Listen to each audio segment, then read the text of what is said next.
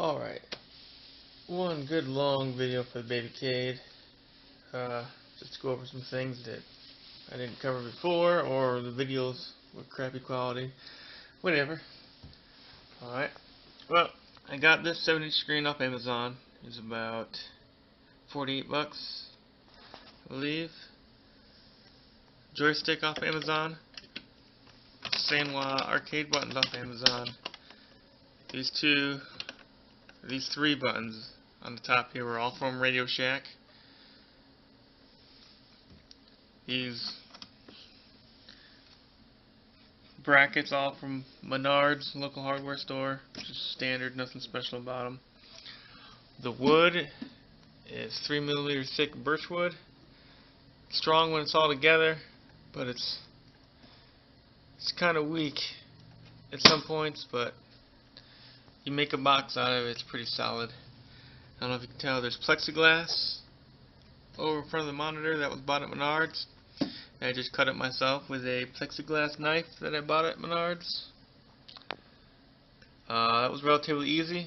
Just have a hard surface to do it on and a nice strong straight edge. It was easy enough. Down here in my volume controls, this is from a speaker that I bought at Menards, and I just hacked it up and mounted the two speakers up top here and run the wires back down to the board that was inside the speakers. It's a power, headphone jack, indicator light, and a volume knob. The headphone jack works with my speakers have separate power, because when I originally bought my power supply, I had intended to use USB speakers, but I made a mistake on accident and bought the wrong speakers.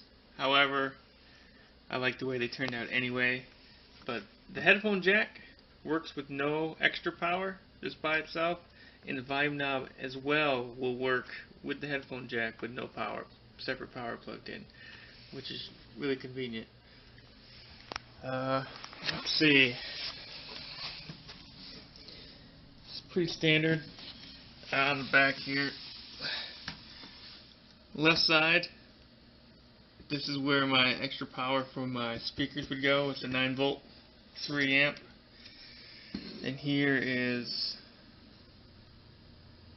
my Raspberry Pi monitor, all in one. It's a 12-volt, 3-amp, and inside I have a voltage regulator for dropping it down for the Raspberry Pi. And I'll stop this video, and I will start it back up when I open it up and show the insides. Alright, I have the Babycade open now. My back, I just have a bracket on each side of the door. I figured that was more secure than like a magnet or something. I do have hinges for it to open, but I wanted to stay more secure than the magnet would be. So we open her up. There we go. I never put any nuts or bolts on here, so I can just pop the door off and pull it away when I want to, because I added the separated power cables and whatnot. But anyway, here we go.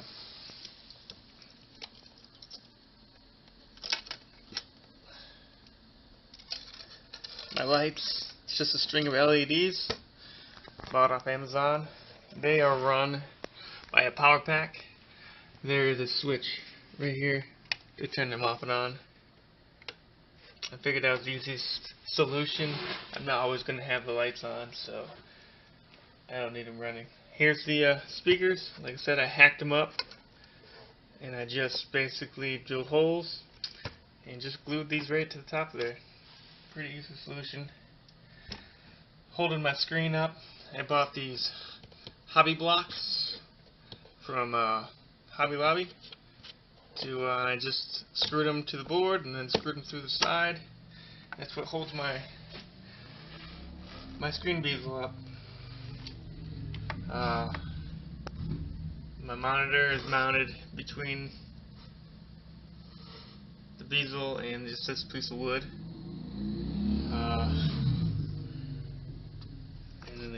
cable out the bottom just folds right up into the driver board.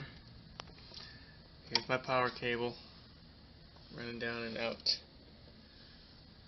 HDMI cable actually worked out well. It's a nice 1-foot one.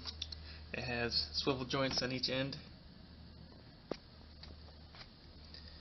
Let's see. Right here is just a PCP board. I bought it Radio Shack. It's set up the same as a breadboard would be. Each one of these rows are all connected together. And on the other side of this, you can't really see, is an Adafruit T-cobbler for the Pi. I just wired all my buttons to it, and then with the ribbon cable off, the cobbler runs all the way over to my GPIO pins on my Raspberry Pi. Made it real simple. So if I have a problem with my controls, I just disconnect the ribbon cable here, unscrew my control cabinet here, and on the other side, and it just pops off in one assembly. Nice and easy to fix. And up under there you can see all the buttons, and you can see in the back corner there, that's the little chipboard that was inside the speakers. I just basically just remounted it. I didn't do anything to it besides resolder my speaker wires to it, but no modifications at all. I made my own home power cable for it, just wired it straight to this and didn't use the one it came with. My resoldered, refabricated audio cable, when I mounted my Raspberry Pi, I didn't take into account that the audio cable that I had was stuck out too far, my door didn't shut, so little modification, no big deal. Down here is a voltage regulator, from 12 volts to 5 volts. Bought it off Amazon, relatively cheap. It just takes no power in, 12 volts in, and it spits out into, it has two USB adapters, one mini B and one standard USB. And from the standard USB, I just ran a micro USB to my Raspberry Pi for power. Turned out real well. Let's see, Wi-Fi dongle, so I can connect to the internet if I need to. For anything, if I'm on, I'll go to the StartX operating system and use the internet or whatever I need. And there's my my wireless dongle, for if I can figure out where I put it. I bought a wireless keyboard off Amazon. Worked out well. Had no issues whatsoever. If I find it, I will post a video of it. But anyway, that's it for now until I get it back closed up, and we'll fire it up. Alright, I'm back again. Let's see. Here's the keyboard I was talking about. Can't remember how much it was off. It was on Amazon for, but it worked great with the Raspberry Pi. Absolutely no issues. Real responsive. Everything worked. The touchpad, the keyboard, you name it. It had its own rechargeable battery on the inside. It was perfect. Alright, let's back to the Babycade. Let's see, power cable.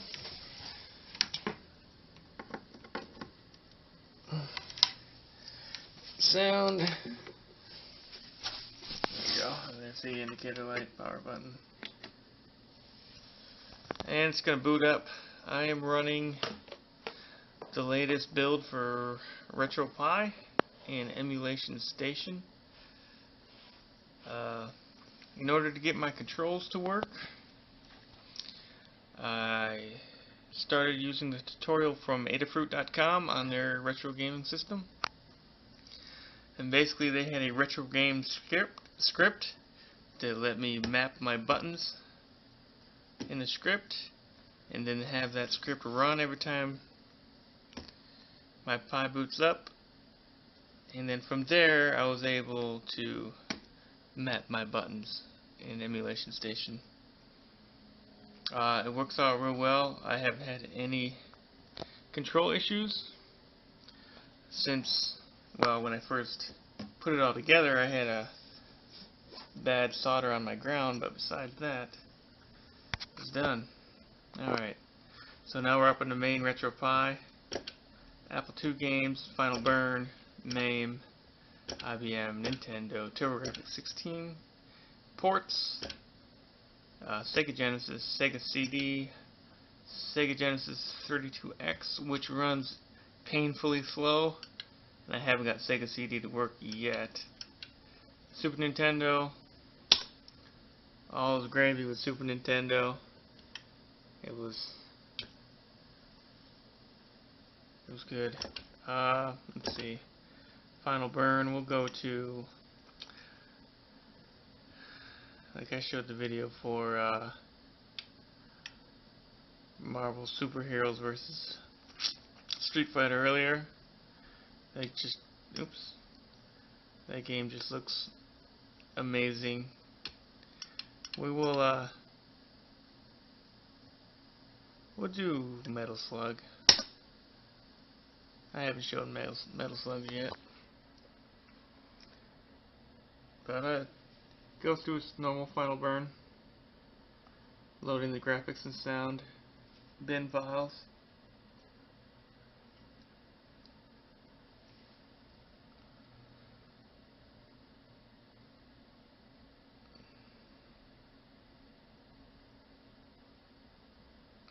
And there we have it. My insert coin in the arcade. Here's my insert coin. And this will be like my start. And this is my exit.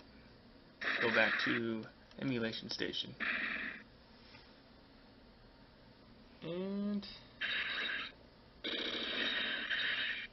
let's, oh yeah, my volume knob.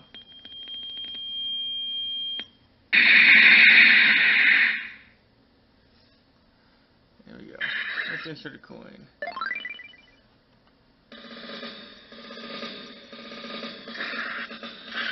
We'll do it's gonna be kind of difficult one-handed here, but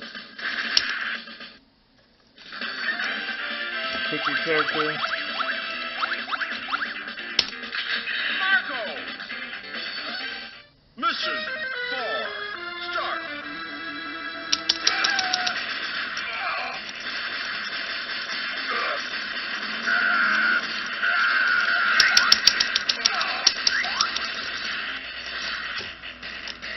Well, this is gonna be difficult. Stress with one hand. Thank you. Rocket launcher.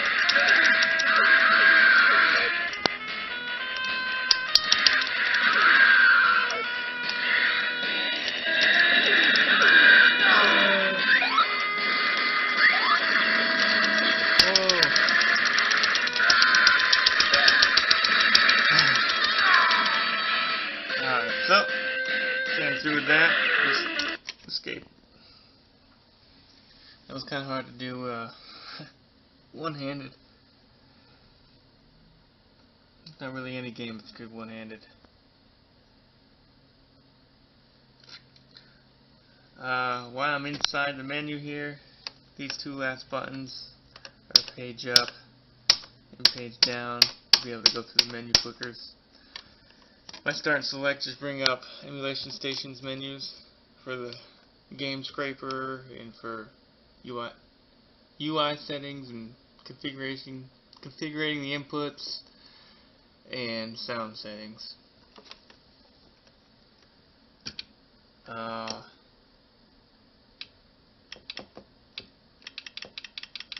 Let's see, my MAME. When I got the MAME running, it wasn't recognizing my controls, but I had forgotten. Once I get into MAME,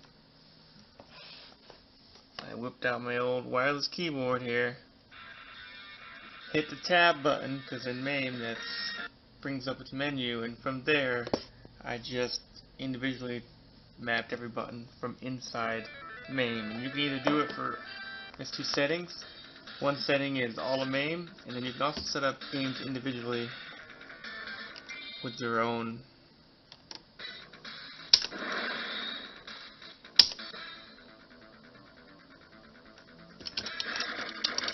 As you can tell, this one was meant for more of a vertical screen, but this is very hard to do when you. But everything seems to run quite smoothly. I don't have any lags. I'm sorry the video's a little blurred when I try to show you the screen, but yeah, some people asked if I had design notes. Basically, I went to Dollar General, bought 2 sheets of foam board, which was $1 each. I cut out the design in there. I taped it together. I threw in a couple buttons on top just to see how I liked it, and from there I ordered this wood actually off Amazon. It was 27 bucks for 6 sheets of the wood, and it was plenty tall enough for my design. It sucked. My local hardware store didn't have any thin wood. They had thick stuff. But I do have plans for a next build. It's going to be a 2-person build. It's going to be or a 2-player build. Sorry, not 2-person build. It's going to be room for 2 players and be a little more portable. I mean, this is really light though. This is extremely light. But the other one is going to be more carrier friendly. Until then, this should be the last video about the Babycade. Hope you enjoyed it. I did. It was fun. I had fun. Bye for now.